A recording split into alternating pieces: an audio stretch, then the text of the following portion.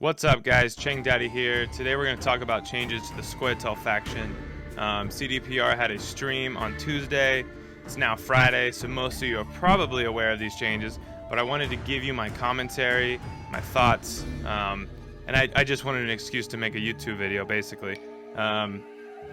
So we know that these changes aren't coming within the next week because the Gwent Challenger registration ends next Thursday, I believe, March 22nd. So we know these are at least a week away. We have no idea beyond that. We just know that they said soon. So that being said, let's jump into the changes. All right, first up, Milva. So here's the deal about Milva. Nothing is changing except for she's going to an 8. Back in the day, they nerfed Milva so that you could only play her before your opponent passed. And once they did that, she stopped seeing a lot of play. And I would assume this is CDPR's effort in making her viable again by giving her an extra 1 strength. I'm really not sure if that's enough. Maybe worth trying out in the new patch, just like any card, but we'll just have to wait and see. Saskia going from a 9 to a 7. Other than that, no change. I don't think this will have a lot of effect on the game or the ST meta, just because Saskia is such a great card. Not relentless. You can play him again. Yeah, nothing else to say here. I think Saskia is going to keep seeing play. Orvith, no longer agile. Played on, I believe, the range row.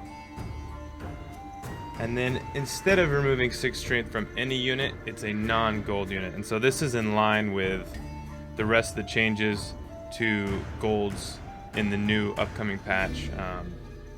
Golds can no longer damage golds.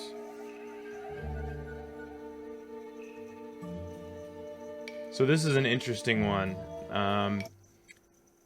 This card is going from a 4 to an 8, and it's also becoming a new ambush card.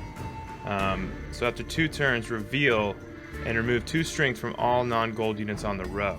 The stream wasn't comprehensive, and I did my best to research what I could. You know, I don't have PTR access, so I would assume it's not 2 strength from all cards in the row. I would assume it's similar to what we're seeing with positioning changes in the future. It's probably going to remove 2 strength from adjacent units, but don't quote me on that.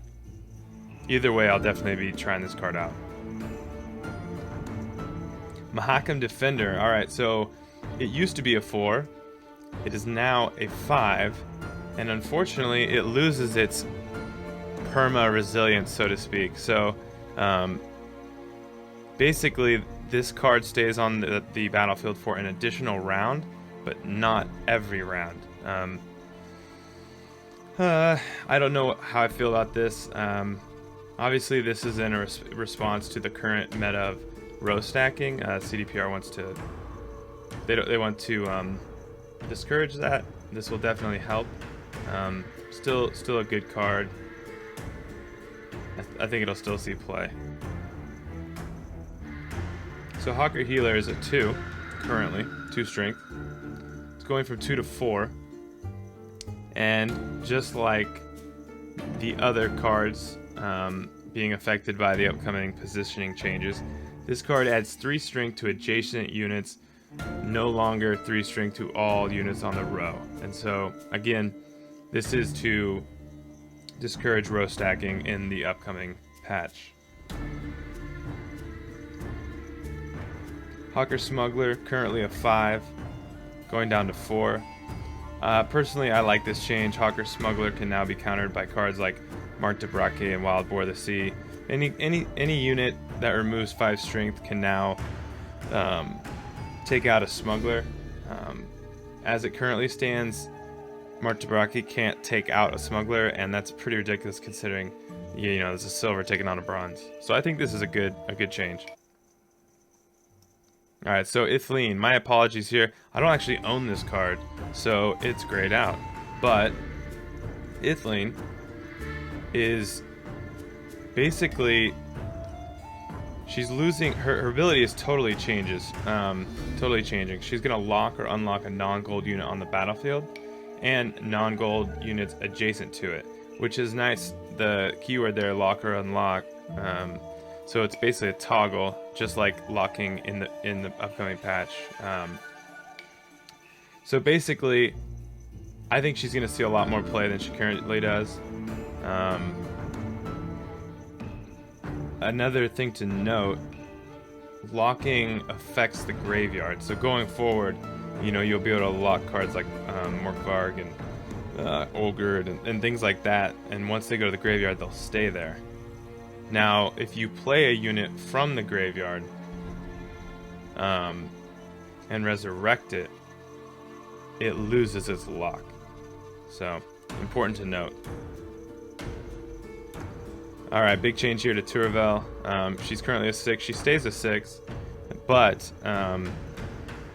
basically, she's a huge card right now because she adds 2 strength to all non-gold units on the row.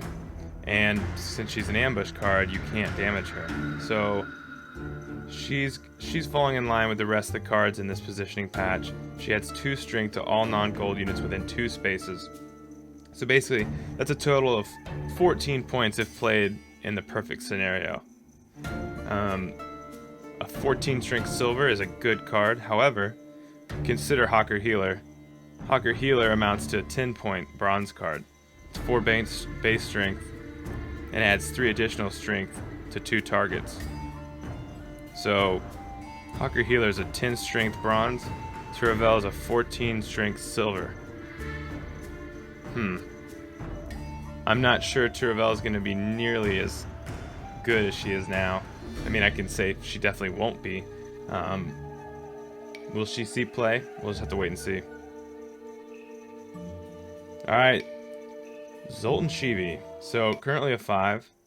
Currently a 5 strength gold who stays on the board the entire game. It's going from 5 to a 7. However, just like Mahakam Defenders, this guy's getting a slight nerf. No longer staying on the board the entire game. Only 1 round. I think there are many other golds available to Scoia'tael, and therefore Zoltan isn't played anyways. If you get him early on in your Gwent journey, he's a great card. Good beginner card.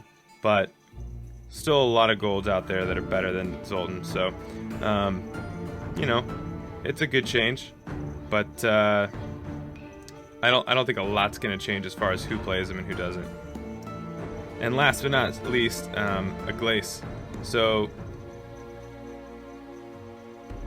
no longer agile, similar to Orvith. She's played on the Siege row, but a big change here, she's no longer relentless. So, if for some reason you run Renew, which doesn't see a lot of play, but if you do run Renew, you're going to be able to replay a Glace.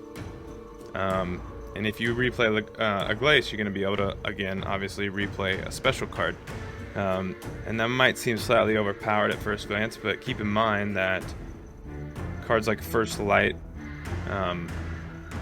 just to name one, are going to be getting the Relentless tag in this patch, and so you won't be able to play First Light with her. So we'll just have to wait and see how this plays out. Basically, the only other thing I have to mention, this doesn't relate to Glace, but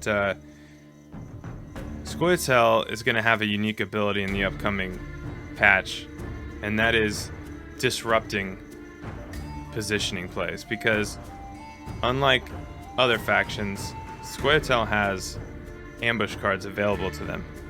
And ambush cards, if placed properly, can definitely interrupt some positioning. And so it'll definitely be interesting to see how this plays out. I'm super excited.